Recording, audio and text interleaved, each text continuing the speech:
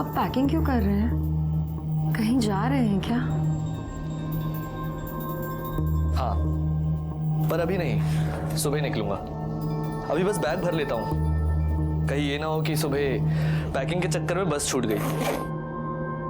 लेकिन आज तो हमारी शादी है ना, और आप कल सुबह चले जाएंगे। घबराओ मत, सिर्फ मैं जा रहा हूँ, बाकी सब यहीं पर है, टेंशन मत लो। वो लोग तुम्हारा बहुत ध्यान रखेंगे। एक बात और, कल सुबह लता भाभी तुम्हें कुछ बताएंगी, वो ध्यान से सुनना। बस 7-8 दिन की बात है, तुम 7-8 दिन संभाल लेना, उसके बाद मैं देख लूंगा। मैं कुछ समझी नहीं। 7-8 दिन मुझे क्या संभालना होगा? धीरे धीरे सब समझ में आ जाएगा। और एक बात याद रखना, मैं तुमसे बहुत प्यार करता हूं और हमेशा करता रहूंगा। चलो अब तुम सो जाओ, मैं यही बाहर हूं। अरे लेकिन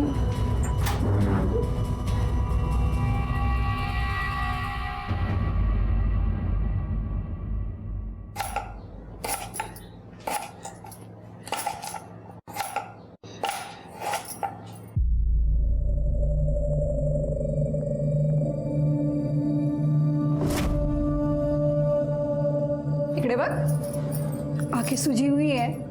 लगता है नरेंद्र बाबू ने रात भर सोने नहीं दिया। वो तो सुबह सुबह पूना चले गए। ओह, इसलिए रात भर सोने नहीं दिया।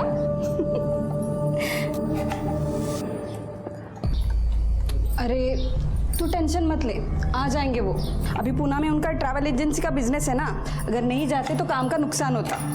वही नहीं, हाँ, वो कुछ कह रहे थे कि 7-8 दिन मुझे संभालना होगा।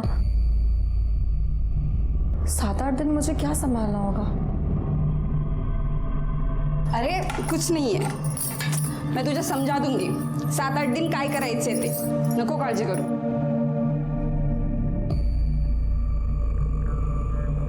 अच्छा, तो फिर मैं आपको वो स्पेशल वाली प्रेस पढ़ाऊंगी। जयश्री कहाँ गई थी? वो मैं बाजार गई थी बहनी।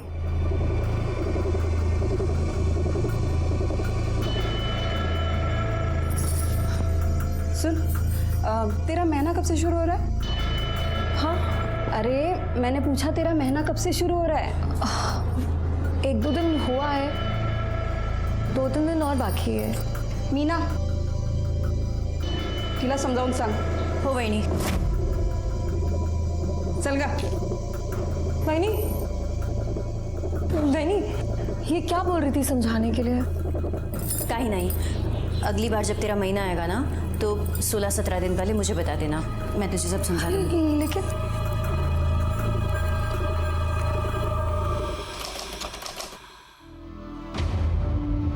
जयश्री,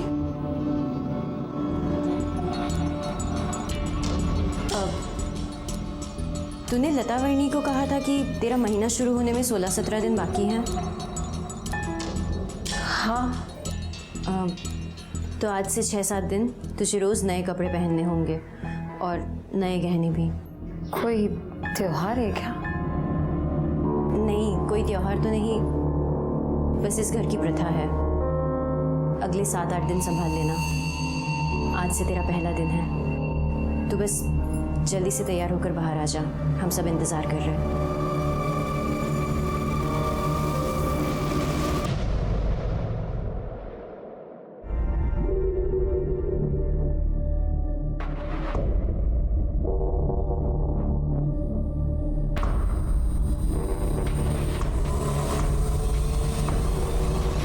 बहुत सुंदर लग रही हो, ये मेरी चॉइस की साड़ी है। वहिनी, लेकिन आज क्या है? हम बताएंगे आज क्या है। आओ आओ, बैठो यहाँ पे।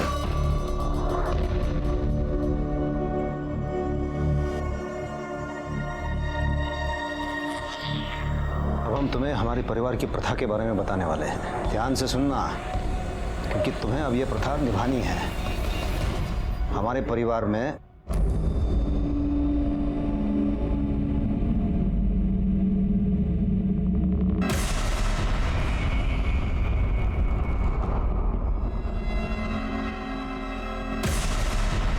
आपका दिमाग खराब हो गया है, पागल हो गए हो आप लोग। आपको क्या लगता है मैं कोई अनपढ़ गवार हूँ जो आपकी ये घटिया सी प्रथा मानूंगी? कभी नहीं। बाहर में जाए आप लोग और बाहर में जाए आपकी प्रथा।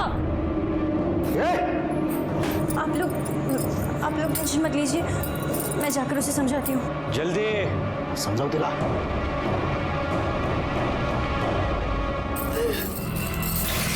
इनको तो मैं चौका दिखा के रहूंगी।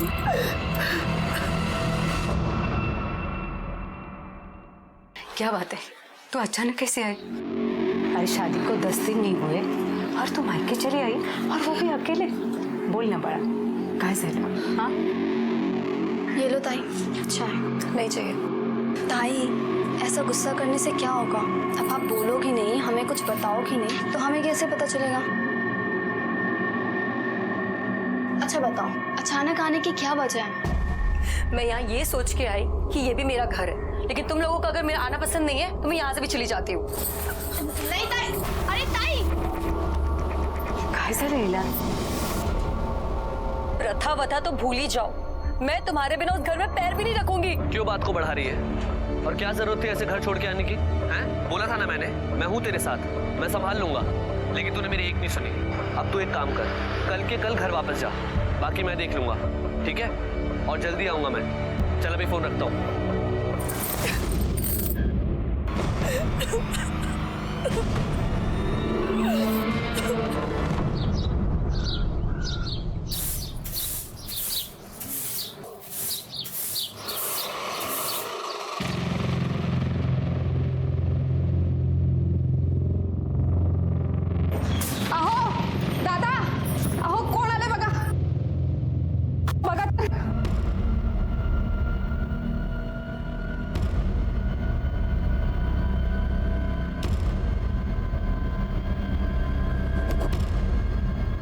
मैं यहाँ आ तो गई हूँ, लेकिन एक ही शर्त पे यहाँ रुकूंगी। हर महीने वो 7 से 8 दिन मेरी बहन रूपाली मेरे साथ यहाँ रहेगी। ये क्या बोल रही है तू? अगर आपको मंजूर है तो ठीक है, वरना मैं वापस अपने माँ के घर चली जाती हूँ। जयश्री रुको, माँ के घर जाने की कोई जरूरत नहीं है, और अगर तुम चाहो तो तुम्हारी बहन पूरा महीना यहाँ पे रहेगी। चलो रूपाली। ये लता, हाँ क्यों बोली तो? अगर हाँ नहीं बोलती तो वो दरवाजे से लौट जाती, और तुम्ही काळजी नका करू, आपली प्रथा तिला मानावीच लागेल। कौन सी थी ये प्रथा? या प्रथा की आड़ में कोई ढोंग, कोई पाखंड चल रहा था जिसे मानने से जयश्री ने इनकार कर दिया था। काफी कुछ बाकी रह गया था इस केस में इन्वेस्टिगेट करने के लिए, जिसकी शुरुआत तब हुई थी जब लोकल पुलिस को एक लड़के की जली हुई लाश की खबर मिली।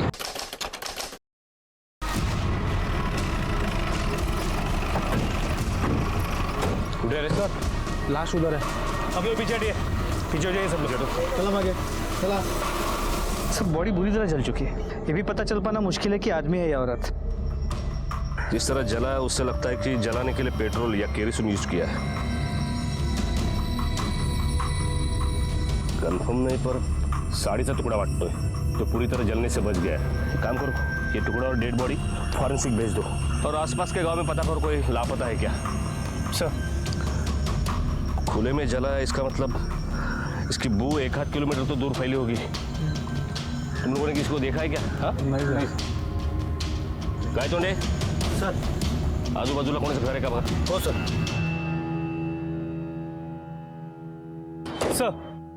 सर आपका अंदाजा सही निकला। फोरेंसिक रिपोर्ट के मुताबिक वो बॉडी किसी औरत की थी जिसकी उम्र करीब 20 से 23 साल होगी और हाइट करीब 5 फुट 3 इंच। उस पर पेट्रोल डाल के उसे जलाया गया, और वहाँ बॉडी के पास जो कपड़ा मिला था वो किसी साड़ी का टुकड़ा था। मीडिया ने इस खबर को ब्रेकिंग न्यूज के तौर पर चलाया और ये केस बहुत बड़ा हो गया। फाइनली ये केस क्राइम ब्रांच को सौंपा गया। इस केस का चार्ज मुझे मिला और मैं आईओ यानी इन्वेस्टिगेशन ऑफिसर के तौर पर वहां पहुंच गया।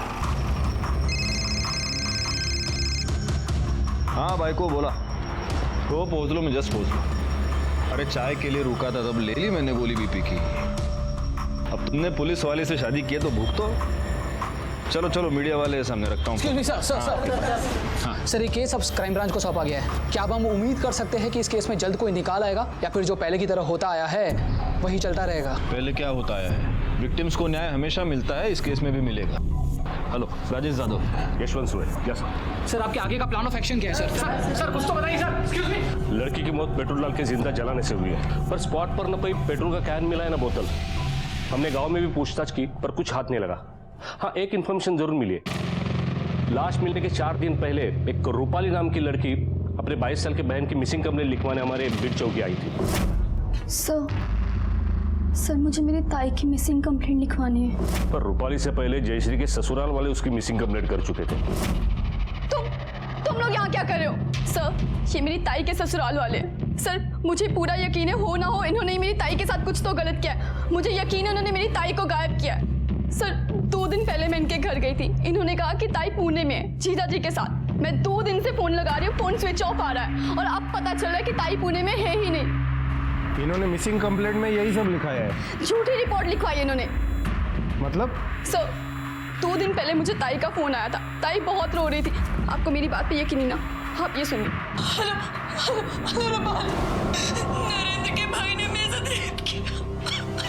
प्लीज मुझे बचा लो, प्लीज।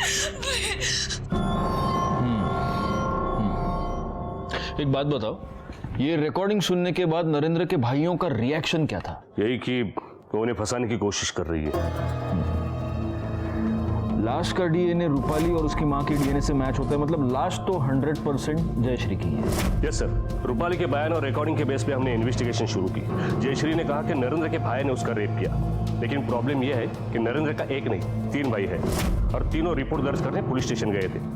साठे जब उनके घर पूछताछ के लिए गया तो उसे पता चला कि नरेंद्र और विलास मिलिंद और मकरंद के सौतेले भाई है। नरेंद्र को छोड़ के वो तीनों ही घर पर थे। देखिए साहब, हम आपसे पहले भी कह चुके हैं कि हमें लगा जयश्री नरेंद्र के पास पूना गई है, पर जब नरेंद्र से बात हुई तो पता चला कि वो वहां भी नहीं है। जितना ढूंढना था हमने ढूंढ लिया, लेकिन नहीं मिली तो फिर हमने बीट चौकी में कंप्लेंट लिखाई। अब आप एक बार पूछोगे तो भी यही बताएंगे और 100 बार पूछोगे तो भी यही बताएंगे। जयश्री ने रूपाली को फोन पे बोला था कि नरेंद्र के भाई ने उसका रेप किया है, और नरेंद्र के भाई तो तुम तीनों। इस बारे में क्या कहोगे? यही साहब कि वो दोनों बहनें एक नंबर की झूठी है, हमें फंसाने की कोशिश कर रही है, झूठा इल्जाम लगा रही है वो। 4 दिन पहले जयश्री ने अपनी बहन को यह बताया कि नरेंद्र के भाई ने उसका रेप किया, और जिस वक्त रेप हुआ उस वक्त इन तीनों भाइयों की मोबाइल लोकेशन घर ही थी। अच्छा, डीएनए रिपोर्ट से यह तो साबित होता है कि यह लाश जयश्री की है। अब सवाल ये पैदा होता है कि क्या जयश्री का रेप जिसने किया उसी ने उसको किडनैप करके उसका मर्डर किया, या रेप करने वाला कोई और है और मर्डर करने वाला कोई और? एक काम करो सुबह, ये चेक करो कि जिस रात जयश्री को जलाया गया उस रात इन तीनों भाइयों की मोबाइल लोकेशन क्या थी। जी, तब तक हम इस केस को शुरू से शुरू करते हैं।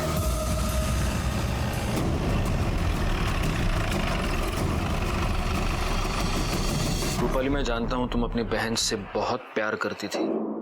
हम उसको वापस तो नहीं ला सकते, लेकिन उसे और तुम्हें न्याय दिलाने की पूरी कोशिश कर सकते हैं। लेकिन उसके लिए हमें सब शुरू से मालूम होना चाहिए। आज से 3 महीने पहले ताई की शादी हुई थी नरेंद्र जीजा जी के साथ। उसके कुछ दिन बाद ससुराल से ताई अचानक से घर वापस आ गई, और फिर जब वापस गई मुझे अपने साथ ले गई। मैं यहाँ आ तो गई हूँ, लेकिन एक ही शर्त पे यहाँ रुकूंगी। हर महीने वो 7 से 8 दिन मेरी बहन रूपाली मेरे साथ यहाँ रहेगी। फिर ताई हर महीने 8-10 दिन के लिए मुझे अपने पास रखती थी ससुराल में। इस महीने में नहीं जा पाई। जिस दिन रात को ताई का फोन आया कि नरेंद्र जीजा के भाई ने उनके साथ रेप किया, उसके बाद से ताई का फोन स्विच ऑफ आ रहा था।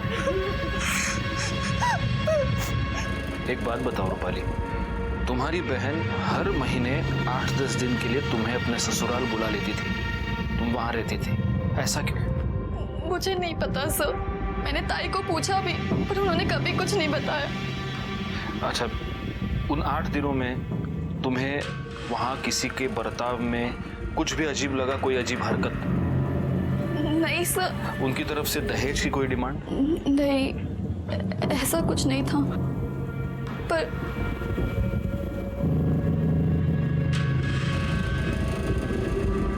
रूपाली, ऐसा कुछ भी है जो तुम मुझे बताना चाहती हो? नहीं सर, सब बता दिया मैंने आपको।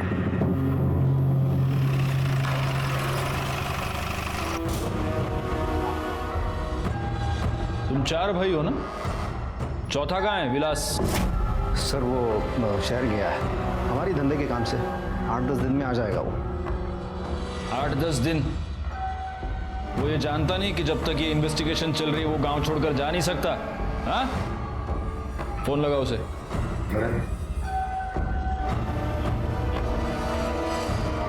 हेलो, स्पीकर पे।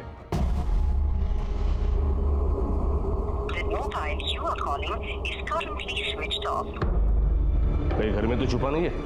देखो जरा। साहब नहीं है वो यहाँ पर। देखने में क्या हर्ज है? पैसे थोड़ी लगते हैं। हाँ? साठे गाय तोड़े, चेक करा। तुम लोग जानते हो ना, जयश्री के फोन कॉल के बेसिस पर उसकी बहन ने तुम लोगों पर रेप का इल्जाम लगाया है। रेप अक्यूज्ड होने का मतलब जानते हो तुम? साहब वो दोनों बहनें बहुत लालची हैं। और रूपाली है ना, हमसे और पैसे निकालना चाहती है और कुछ नहीं। और पैसे मतलब ये सर, वो माँ की बीमारी का बोल के हमसे पहले से 5 लाख रुपया ले चुकी है। अब पैसे की लत लग गई। आपको मुझ पर यकीन नहीं होता ना, नरेंद्र से पूछ लीजिए आप। हाँ साहब, हम पहले उसे 5 लाख रुपए दे चुके हैं। मुझे पूरा यकीन है मेरे भाई ऐसा गलत काम नहीं कर सकते। अच्छा, तुम्हें ये पता है कि ये नहीं कर सकते, तो तुम्हें ये भी पता होगा कि कौन कर सकता है? हाँ? सर विलास अंदर नहीं है। सर विलास आत्महत्या नहीं है। हो गई तसल्ली? अब आप लोग जा सकते हैं। हम कब आए और कब जाए हम तय करेंगे, तुम नहीं। समझे ना? साहब मुझे अकेले में आपसे कुछ बात करनी थी, कुछ बताना है आपको। अकेले में क्यों? जो बोलना इधर बोलना। आवाज नीचे, वरना अगली बार तेरी आवाज निकलेगी नहीं, समझा? बोलो नरेंद्र, क्या बोलना है? यही साहब कि मेरे भाई निर्दोष हैं, उन्होंने कुछ नहीं किया। आपको यही मालूम करना है कि ये सब किसने किया है, तो जाके उस प्रोफेसर से पूछिए ना। प्रोफेसर कौन? जिसे जयश्री का चक्कर चल रहा था, उसका पुराना आशिक। तुम ये सब कैसे जानते हो? जयश्री ने खुद मुझे बताया था शादी से पहले कि उसका कॉलेज में किसी प्रोफेसर के साथ चक्कर चल रहा था। और चक्कर क्या साहब, सब कुछ चल रहा था। मेरे कॉलेज के प्रोफेसर सुशील नायक के साथ मेरा अफेयर था। हमारे बीच में सब कुछ हो गया था, केवल फेरे बचे थे। लेकिन तू जानती होगी कि उसकी ताई कहाँ कहाँ क्या क्या गुल खिला चुकी थी। ये नरेंद्र और उसके फैमिली की सारी बैंक डिटेल्स निकालो। सुनिए, मुझे लगता है ये दहेज का मामला है, क्योंकि जब मैंने दहेज के बारे में रूपाली से सवाल किया तो मुझे ऐसे लगा कि वो हमें कुछ बताना चाह रही है लेकिन बता नहीं पा रही है। पता करो। सर आपका अंदाजा सही था। 3 महीने पहले, मतलब नरेंद्र और जयश्री की शादी से पहले एक 5 लाख रुपए का ट्रांजैक्शन हुआ था। लेकिन सर ये मामला दहेज का नहीं बल्कि उल्टा है। मतलब ये है कि ये पैसे जयश्री की फैमिली ने नहीं बल्कि नरेंद्र की फैमिली ने जयश्री की माँ के अकाउंट में ट्रांसफर किए थे, वो भी शादी से 15 दिन पहले।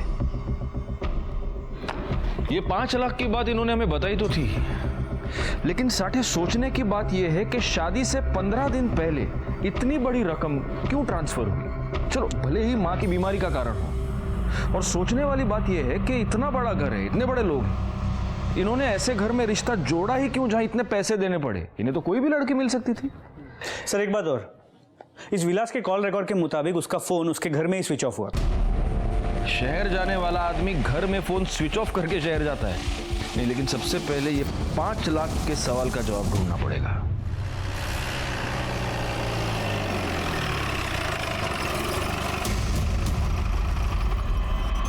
इससे पहले मैंने जब तुम्हें दहेज के बारे में पूछा था तब तुमने ये क्यों नहीं बताया कि नरेंद्र की फैमिली ने तुम लोगों को 5 लाख रुपए दिए थे? सर हमारी मजबूरी थी। आई बहुत बीमार रहती थी, उनके इलाज के लिए पैसों की ज़रूरत थी जो हमारे पास थे नहीं। नरेंद्र जीजा जी के फैमिली ने कहा कि वो ताई को खरीदना चाहते हैं। उनसे शादी के लिए 8 लाख देने की बात हुई थी। 5 लाख रुपए दिए, कहा बाकी 3 लाख रुपए बाद में देंगे। हमारे पास कोई चारा नहीं था, इसलिए ताई की शादी करवा दी। अच्छा, ये प्रोफेसर सुशील नाइक, इसका और जयश्री का क्या कनेक्शन है? है नहीं सर, था। मेरी ताई उनसे बहुत प्यार करती थी, शादी करना चाहती थी, पर प्रोफेसर सर ने उनसे शादी करने के लिए मना कर दिया क्योंकि वो पहले से ही शादीशुदा थे। ताई दुखी रहने लगी, किसी से बात नहीं करती थी। भाई ने सोचा कि अगर उनकी शादी हो जाएगी तो वो खुश रहेंगे। ये प्रोफेसर कहाँ रहता है जानती हो?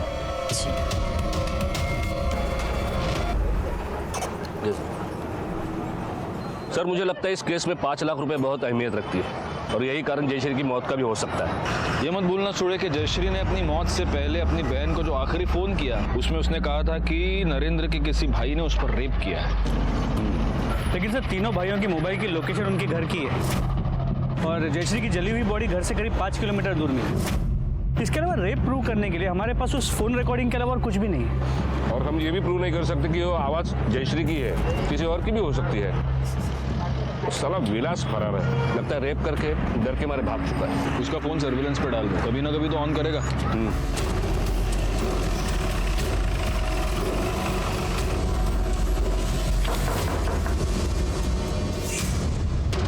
प्रोफेसर सुशील नाइक, मैं ही हूँ। क्या हुआ? जयश्री शिंदे आपकी स्टूडेंट, उसके बारे में आपसे कुछ बात करनी।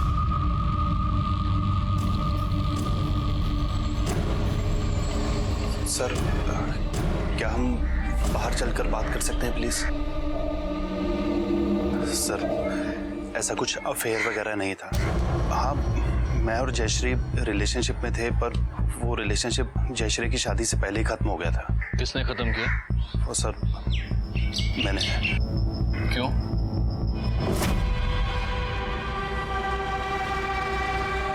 क्या हुआ? ऐसे मुंह क्यों फुला रखा?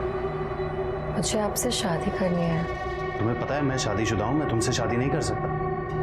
देखिए, आप जैसे कहेंगे, जहाँ रखेंगे, मैं खुशी खुशी वहाँ रह लूँ। तुम क्या बकवास करेंगे? मैंने तुमसे कहा था कि मैं तुमसे शादी नहीं कर सकता। तुम अपनी मर्जी से आई थी, और अगर ऐसा है ना तो आज अभी सब खत्म कर दो। और फिर उसके बाद मैं जयश्री से नहीं मिला। बाद में पता चला कि उसकी शादी हो गई है। देखिए प्रोफेसर साहब, जब तक ये केस पूरी तरह सॉल्व नहीं हो जाता आप गांव छोड़कर जा नहीं सकते। ठीक है सर। Thank you. सुड़े, इस प्रोफेसर के पिछले 6 महीने के कॉल रिकॉर्ड्स निकलवा। पता तो चले पिछले 6 महीने में इसने जयश्री को कांटेक्ट करने की कोशिश की है या उससे मिला है। अगर ये उससे मिला होगा तो हो सकता है मर्डर में इसका हाथ हो। नहीं, ऐसा कह तो नहीं सकते, लेकिन एक बात जरूर है, इस विलास के गायब होने का इस केस से जरूर कोई ना कोई संबंध है। इन तीनों भाइयों से प्यार मोहब्बत से पूछताछ अब बहुत हो गई। इनको पुलिस स्टेशन पे बुलाओ, अपने तरीके से पूछताछ करते हैं। तुम लोगों से मैं बार बार एक ही सवाल पूछ रहा हूं, विलास कहाँ है? किती वेळा सांगितलं, काम के सिलसिले में शहर गया है। इस बात का ध्यान रखना कि तुम कहां खड़े हो और किससे बात कर रहे हो। अब अगर आवाज ऊंची की ना तो ऐसा मारूंगा कि कान बंद हो जाएगा। और तुम लोग अगली बार जब बुलाया जाए तो विलास को साथ लेके आना। वो इस केस में प्राइम सस्पेक्ट है और तुम दोनों भी सस्पेक्ट हो, क्योंकि जयश्री ने अपनी कॉल में किसी का भी नाम नहीं लिया। उसने सिर्फ इतना कहा कि उसके पति के भाई ने उस पर रेप किया। सुड़े, जरा यांची उजळणी करून द्या। सुना वो रिकॉर्डिंग वापस इनको। ऐक रे, ऐक। हेलो, रुपाल, नरेंद्र के भाई ने मेरे साथ रेप किया। प्लीज मुझे बचा लो, प्लीज।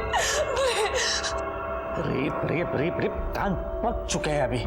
इसे रेप नहीं कहते, हमारी ये प्रथा है। प्रथा है आमची प्रथा। प्रथा? हो साहब, मंच को बढ़ाने की प्रथा है ये। अब हम तुम्हें हमारे परिवार की प्रथा के बारे में बताने वाले हैं। ध्यान से सुनना, क्योंकि तुम्हें अब ये प्रथा निभानी है। विलास और नरेंद्र हमारे सौतेले भाई हैं। उनकी माँ हमारे बराबर की नहीं थी, तो हमारे खानदान का वारिस बेटा उनका खून नहीं हो सकता। मीना और लता दोनों को लड़कियां हुई हैं। हम तुमसे लड़के की उम्मीद रखते हैं, उस लड़के की जो हम में से ही किसी का हो।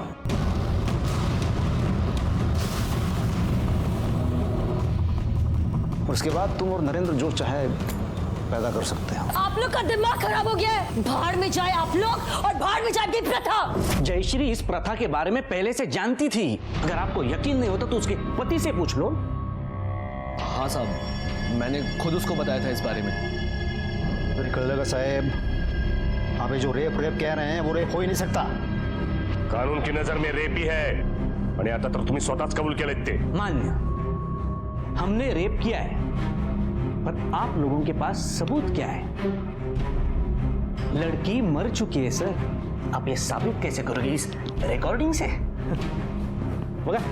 देखिए साहब, कानून तो हम भी जानते हैं। अब आपको कुछ और पूछना है या हम जाएं?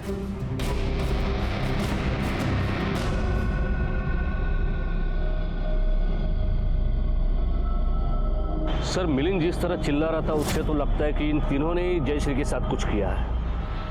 वो साला इतना चिल्ला पाया क्योंकि उसे पता है कि हम रेप प्रूव नहीं कर सकते। सर 2-3 तास आतमध्ये घेऊन तोडूया त्यांना, सगळं खरं बोलतील। लेकिन कोर्ट में प्रूव कैसे करोगे? नहीं, हमें रेप केस पर नहीं, हमें मर्डर केस पर कंसंट्रेट करना चाहिए। जयश्री को जिंदा जलाया गया है और जिस हालत में उसकी बॉडी मिली, 2 बूंद पेट्रोल से तो काम हुआ नहीं होगा। यह पता करना पड़ेगा कि इतना सारा पेट्रोल आया कहां से। सर एक काम करो, इन चारों भाइयों की फोटोग्राफ्स आसपास के जितने भी पेट्रोल पंप है वहां पर दिखाओ। इन्हीं में से कोई एक पेट्रोल लेकर आया है। हो सर। देखिए वकील साहब, हमारी समस्याएं दिन ब दिन बढ़ती जा रही है। इसके पहले कि वो हमें अरेस्ट करें, आप कोर्ट से हमारा एंटीसिपेटरी बेल करवा दो। नॉट पॉसिबल मिस्टर मकरंद, क्योंकि रेप नॉन बेलेबल ऑफेंस होता है और ऐसे केसेस में एंटीसिपेटरी बेल मिलना बहुत मुश्किल है। अरे मुश्किल क्या मुश्किल, हम कहेंगे ना कि हम हमारी प्रथा निभा रहे थे, फिर कैसे परेशान कर सकती है पुलिस हमें? बिल्कुल कर सकती है, क्योंकि रेप को हम छोड़ दें, मर्डर का क्या करेंगे? और जिसका मर्डर हुआ है वो आपके घर की बहू थी, और ऐसे केसेस में सबसे पहला शक घर के मेंबर्स पर ही जाता है। वकील साहब, मर्डर से हमारा क्या लेना देना है? उसके बारे में हमें कुछ नहीं पता। आप ये नई बात बता रहे हो? आप एक काम कीजिए, आप ये अपनी फीस ले लीजिए और हमारा काम कर दीजिए, बस उतना बहुत है। ठीक है।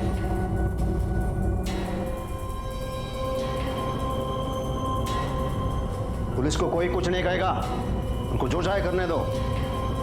पुलिस हम तक कभी पहुंच नहीं पाएगी, कर लगा?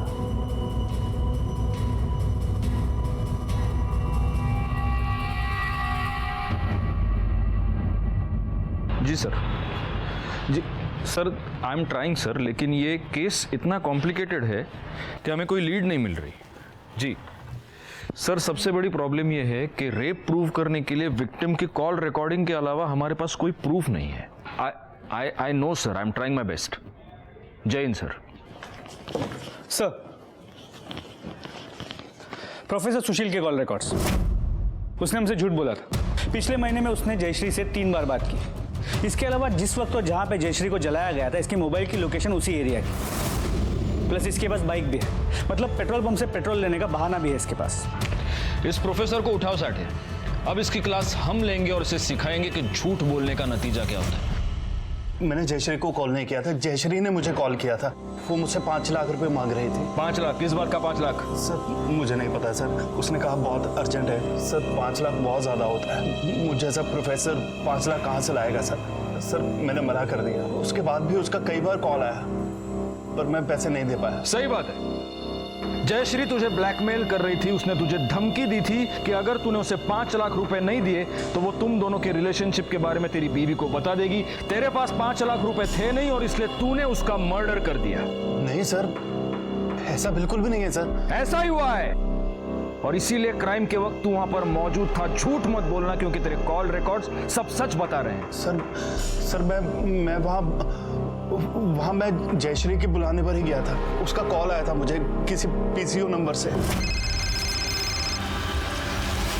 हेलो सर वो कह रही थी उसकी जान को खतरा है। मैं सर वहाँ पहुँचा भी, पर ना जयश्री आई ना उसका कोई कॉल आया।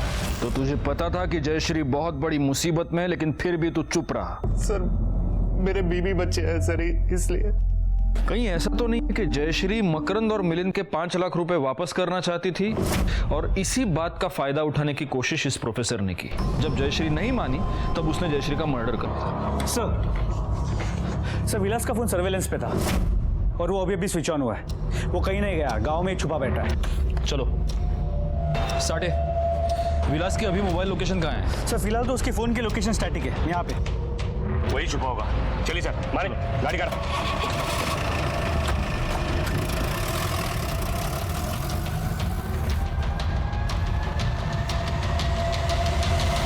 तो नेटवर्क ना होने की वजह से लोकेशन नहीं दिख रहा है। लोकेशन नहीं पता चलेगी तो पकड़ेंगे कैसे सुड़े? एक काम करो, हाईवे पे ले लो, हाईवे पे देखते हैं उसको। नेटवर्क आले सर। हाँ लोकेशन दिखाई दे रहा है। यहाँ से हाईवे से 500 मीटर दूर पर एक जंगल है, वहाँ का लोकेशन दिखाई दे रहा है। सर मोबाइल की मूवमेंट रुक गई है फिर से। तो वहाँ ले लो। चलो गाइड करो साटे। आगे से लेफ्ट लेना।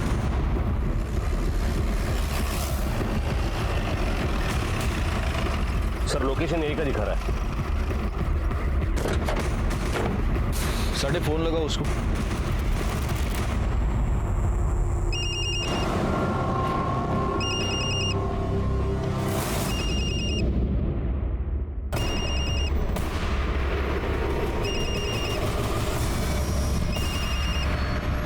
फोन पॉकेट में है। बैठ दो। इसे हमें जिंदा पकड़ना था। मुझे लगता है जयश्री का रेप इसी ने किया था और अब पकड़े जाने के डर से सुसाइड कर लिया। लेकिन इसकी बॉडी ठंडी पड़ चुकी है और इसका फोन अभी 15 मिनट पहले तक हमको यहाँ घुमा रहा था। खून भी सूख चुका है। अगर इसको सुसाइड ही करना था तो यहाँ क्यों आया? जहाँ छुप कर बैठा था वहीं सुसाइड कर लेता। चीजें मैच नहीं हो रही। एक काम करो, ये चाकू फिंगरप्रिंट्स के लिए भेज दो और इसकी बॉडी पोस्टमार्टम के लिए भेज दो। इसका टाइम ऑफ डेथ पता चलना बहुत जरूरी है। सर फैमिली को इन्फॉर्म कर दे। हाँ घर वालों को इन्फॉर्म कर दो और पोस्टमार्टम के बाद इसकी बॉडी घर भेज दो। हम भी चलेंगे। जरा देखते तो हैं इसकी मौत का इसके भाइयों को कितना दुख हुआ है। शांत रहा मीना। साहब ये मीना को तो अभी यकीन नहीं हो रहा है विलास ऐसा कुछ कर सकता है। बहुत बुरा सदमा लगा है इसे। ए मीना संभाल जरा अपने आप को। जिसे जाना था वो चला गया। लता समझो जरा तेरा संग। दादा मुझे तो लगता है जब हम घर पर नहीं होंगे ना तब विलास ने जयश्री का रेप किया होगा, फिर उसे मार दिया होगा। हाँ बोलो। हाँ ठीक है ठीक है, हम लोग पहुंचते हैं। ओके सर विलास की पीएम रिपोर्ट के मुताबिक विलास की मौत हाथ की नस काटने से हुई। और ताज्जुब की बात यह है कि विलास के मौत का समय हमारे वहां पहुंचने से 6 घंटे पहले का है। मतलब विलास मर चुका था पर उसका फोन घूम रहा था और हमें भी घुमा रहा था।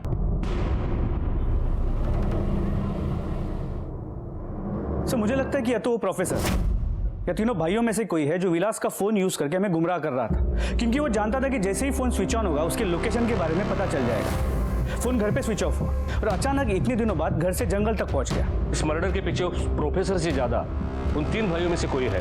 नरेंद्र के पास तो मोटिव भी है। अगर उसे पता चला कि विलास ने उसके बीवी का रेप किया है तो उसे जिंदा नहीं छोड़ेगा।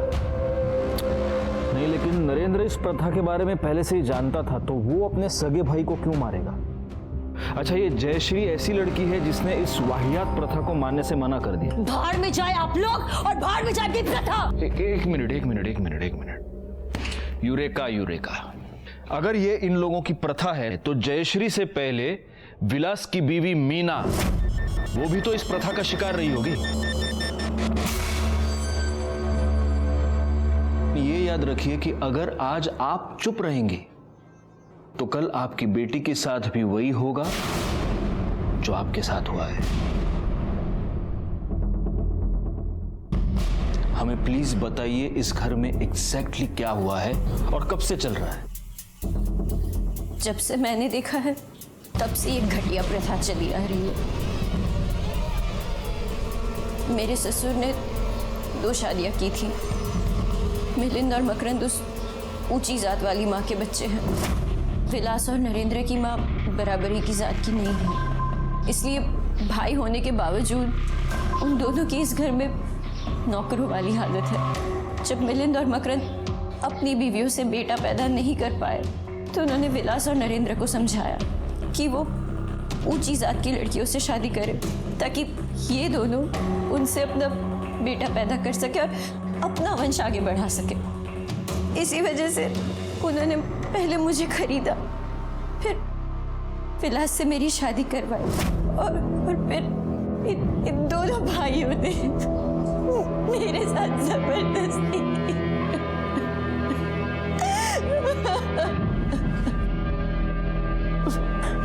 फिर जयश्री के साथ भी इन्होंने यही सब किया। लेकिन फिर इन्होंने जयश्री को मारा क्यों? पता नहीं, पर जिस दिन उन लोगों ने जयश्री के साथ जबरदस्ती की वो उसी दिन समझ गए थे कि वो चुप बैठने वाली नहीं है, इसलिए वो दोनों उसे कहीं बाहर ले जाने वाले थे। नरेंद्र के भाई ने मेरे साथ रेप किया। प्लीज मुझे बचा लो, प्लीज। तू टेंशन मत ले, कुछ नहीं होगा। एक तो बात अपने तक आएगी नहीं, और अगर आ भी गई ना, विलास पे डाल दूंगा। जब आप लोगों ने ज्यादा पूछताछ की तो मैंने ही विलास से कहा कि जाकर कहीं छुप जाए, वरना उसके भाई उसे ही झूठे केस में फंसा देंगे। तो उसने मेरी बात मानी और वो गांव में ही कहीं जाकर छुप गए। फिर ये बात उनको कैसे पता चली? मतलब ब्लैकमेल करूंगी। मैंने उन्हें सब बता दिया। मतलब भाई माजी चुका है, पर मैं क्या करूं सर, मेरी बेटी की जिंदगी का सवाल था। क्या आप बता सकती हैं वो जयश्री को कहाँ ले गए? वो तो नहीं पता, लेकिन 2 दिन बाद वो दोनों रात को नशे में धुत घर आए और उनके हाथ में एक पेट्रोल की खाली कैन थी। मीनाताई, वो कैन अब कहाँ है? वो घर के पीछे जो कचरा पड़ा रहता है वहीं पर है।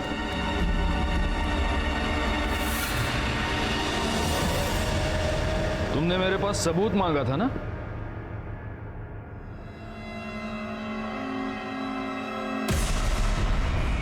ये है सबूत। ये वो कैन है जिसमें जयश्री को जलाने के लिए पेट्रोल भरा गया था। इस कैन पर तुम दोनों के उंगलियों के निशान हैं। जिस पेट्रोल पंप से तुमने ये कैन भरा, वहां काम करने वाले बंदे ने तुमको पहचान लिया है। और ये पेट्रोल खरीदने के लिए तुमने जो क्रेडिट कार्ड इस्तेमाल किया, उसके डिटेल्स हमारे पास है। अब 1 बाय 1 सब कुछ बता दो कि जयश्री को कैसे मारा, उसके बाद विलास को कैसे मारा। बताओ। नहीं बताओगे? गायतोंडे सर।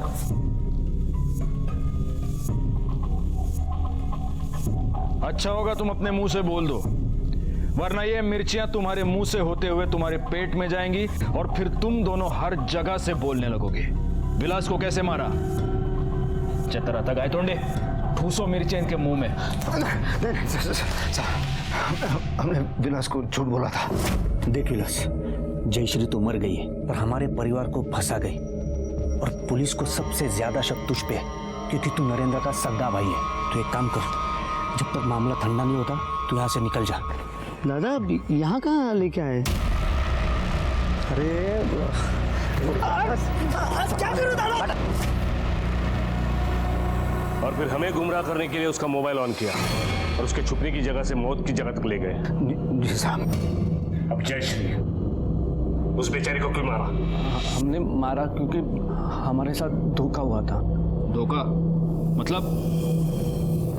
तुम्हें क्या लगता है तुम ये प्रथा के नाम पे जो घिनौनी हरकत कर रहे हो, ये सब करने से तुम्हें तुम्हारी ऊंची जाति का वारिस मिल जाएगा? कभी नहीं मिलेगा, कभी भी नहीं मिलेगा। क्यों नहीं मिलेगा? क्यों नहीं मिलेगा? क्योंकि मैं भी ऊंची जाति की नहीं हूँ, और जो मेरी माँ है ना, वो तुमसे भी नीची जाति की है। अब बताओ मुझे पूरा दिन यहाँ बांध के रखोगे? बेचारे, शक्ल तो देखो तुम्हारी, ऐसा लग रहा है तुम दोनों का किसी ने रेप कर दिया हो। कहाँ से लाओगे ऊंची जाति की बारिश? कहाँ से लाओगे? इसने धोखा दिया रे हमें। दुलारे, पेट्रोल लेके आ जा, इस 5 लाख के कचरे को यही जला देंगे। जा।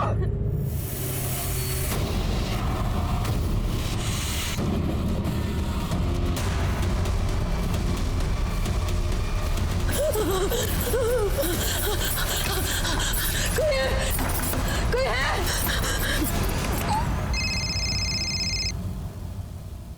हेलो,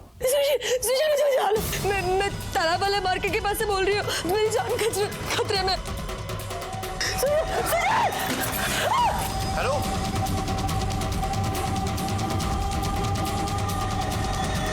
बड़ी प्रथा निभानी थी ना तुम लोगों को। कानून की भी एक प्रथा होती है, फांसी, और तुम दोनों को फांसी तक पहुंचाना अब हमारी जिम्मेदारी है। हमारे देश में ऐसी सैकड़ों प्रथाएं हैं जो जयश्री जैसे हजारों मासूमों को अपना शिकार बनाती है। आप भी सावधान रहें, जाति पाति रंग रूप प्रथा रीति रिवाजों की अंधभक्ति से बचें, वरना वो दिन दूर नहीं जब नजरें होते हुए भी हम देख नहीं पाएंगे, जुर्म की दस्तक को सुन नहीं पाएंगे। मैं सीनियर इंस्पेक्टर राजेश जाधव आपसे विदा लेता हूं, फिर मिलूंगा। तब तक सतर्क रहिए और देखते रहिए क्राइम पेट्रोल दस्तक, क्योंकि मकसद बताना नहीं, बचाना।